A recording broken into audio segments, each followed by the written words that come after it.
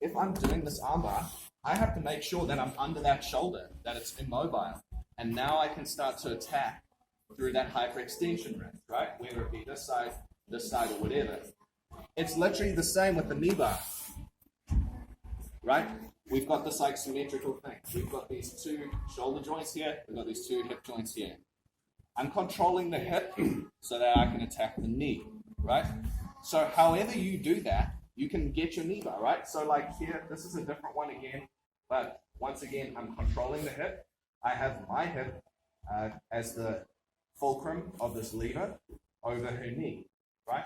Now through that pressure, I'm going to get that, okay? Here, with the one we were doing, I'm just pushing it through into the hip here. There's nowhere for it to go, and the only option is for her to tap or to let her knee hyperextend, which people don't tend to want to do much. Now, let's take it to the toe hold.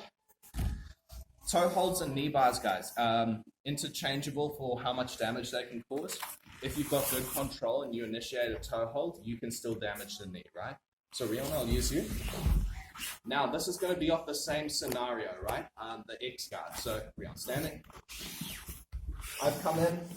Now, we've been working overhook X guard, guys, but equally, just so you know, this kind of X guard, like all of this stuff still applies. I can still do the knee bar with this and things, but this grip here is just as effective. It's quite underrated, but you'll see a lot of guys using it in the gi kind of at the higher levels, because once you get to 50-50, it's a little bit easier to find than it is to allow a guy the space. People shut the space down by going knee to belly, but I can still pick up this overhook, right? It's very hard for me to pick up the underhook when he's smashing my guts. So here, I look to sweep. He's stubborn and he goes flat and fast. When I come up here, guys, instead of going knee bar, like let's say maybe I just don't want to go any further. Maybe he turns. Yeah, he turns this way. I can start to look to attack this joint here. So I'm finally going to release this wrap, and I'm going to grab across like the knuckles of his foot, right? Like, I don't want to be on the toes. I know it's called the toe hold, but like, please don't be grabbing like one toe from the guy or whatever. You're grabbing this knuckle part here, right? You should have a good notch to grab there. I'm using like those here. Now, I'm going to do a Kimura grip, right? It's really secure. And I kind of want to have that Kimura grip forearm where his ankle is, yeah? So I'm sitting up so you can see. I don't want to be like down here. I don't have very good leverage. I want to be on that ankle bone here, right? From here now, I'm going to start to turn that through this angle, and it's going to start. Now, this is one where it starts to get to ligaments. It's not going to be the same kind of like, ooh, ow, sharp pain as a straight foot lock or even as the knee bar, because your patella has tendons attaching. You're going to feel pressure through the outside of your ankle here. It's not sharp pain, so please do tap in good time, okay? Yes. So you can do the same thing as the knee bar setup, right? So I'm going to get to here in this top position and just trying to make sure that you have control of his knee, right? Here. And I can start to come through and over like I would for the knee bar, the same kind of angle. And from here, I can bite down and start to crunch. If you find that you're maxing the ankle out and you're still not really getting this, recruit his knee and bring it over the bad side of the knee, yeah? Like, I want to force his foot into his ass, yeah? No really finesse way to say that, but I want to put this in there like a Kimura, right? Like if you're doing a Kimura, you want to make him scratch the back of his head with it.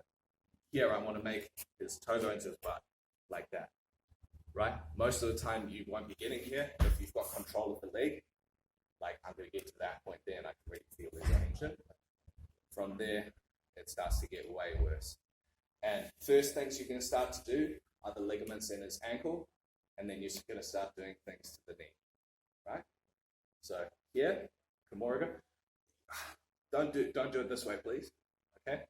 like you can actually finish toe holds this way, but like people will disrespect you. Like, they're gonna be like, that's not a real toe hold. It works. I've tapped people with that, but it shouldn't work.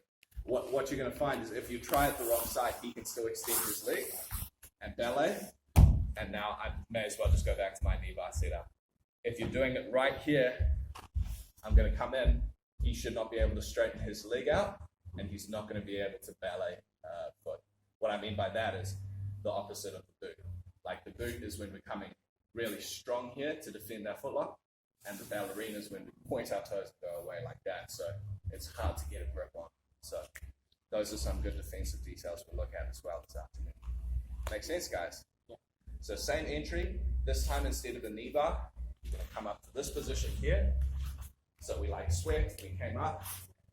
I'm releasing this, and I'm grabbing the knuckles of the foot. So are you grabbing, see your hand, how you grab that side there? Are you posting on the ground, or are you grabbing under there? It's going to depend though, like for now, I'm like kind of posturing up so you can see. But in the reality, I might still be actually hugging behind the knee. Yeah. Oh. I might be hugging in behind the knee, so if he's trying to pull away from me here and like scoot out, I've still got friction. Because this is a bit of a game of friction, right? Because nogi, you know, it's slippery and things like that. If I'm like, I might have this grip, and if I like abandon all control, he might pull out and take my back here.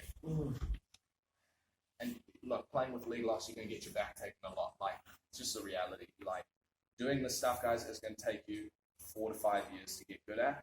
It's going to be 4 to 5 years of playing bottom and eating shit. Like, bad. But then your training partners are going to start coming around when you start landing leg locks on them, and then they're going to have to learn it, and it's going to be your turn to smash it. I promise. Or at least that's how we're going to do. Yeah. Makes sense, guys?